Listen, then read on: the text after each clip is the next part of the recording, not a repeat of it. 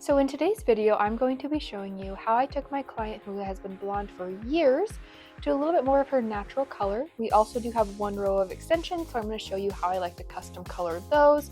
This is how it turned out, so if you're interested to see how I did it, just keep on watching. So for her root color and lowlights, I'm going in with 7NB, 7N, 7NCH. I'm going through first and I'm sectioning off all of the areas that I want to lowlight. I prefer to pick out my lowlights beforehand.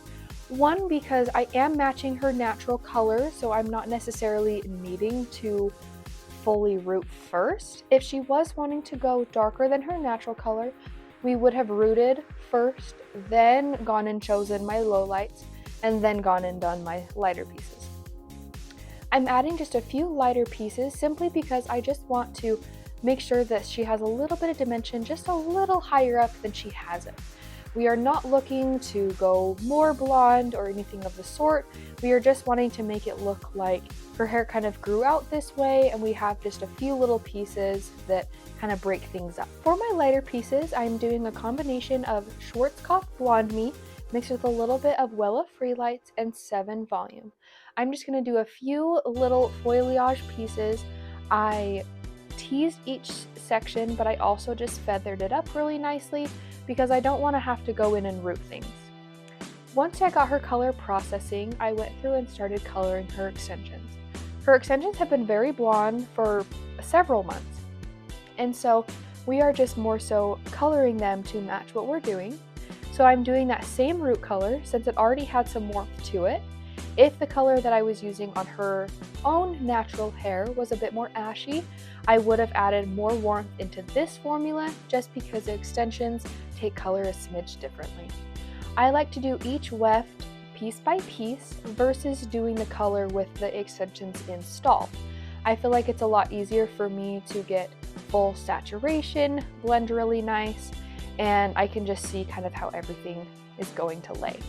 So I like to paint my root on first. I wipe my brush off and I just kind of blur down just so I have no harsh lines of where my color starts and stops. I resaturate wherever I feel like I need to and just continually blur down. Once I feel like I've got the saturation really good, I'm going to go through and brush the ends all the way through. You want to keep brushing it until you feel like you can't see any harsh lines whatsoever. So I do the root first, and then if I was just rooting the extensions and I wasn't going to be lowlighting them, I would just rinse my ends and about like a ½ inch before my root starts and then just keep brushing. But since I am going in lowlighting, I like to do once again one weft at a time, lay them on my tray, hand pick the lowlights that I want, and then I'm just going to put those in their own individual foil. If you would prefer to root and color the extensions while they are in the person's head, you are welcome to do so. I just feel like this is a lot easier for me to be meticulous about, and then I can just see better how things are going to lay, and I can just make sure that everything's getting colored, saturated, and washed properly. It is hard to kind of rinse color out of your head, especially when you have extensions in there. It's just a lot more to worry about. So we had 4 wefts. Yeah, I had to think about that. We had 4 wefts. I went through and custom rooted and low lighted all of them, and it's going to be so beautiful. I could have opted just to have her get new hair, but she's hoping to take a break in the summer from her extensions, so we are just kind of wanting to use these ones, which they were still in fabulous condition because she takes awesome care of her hair.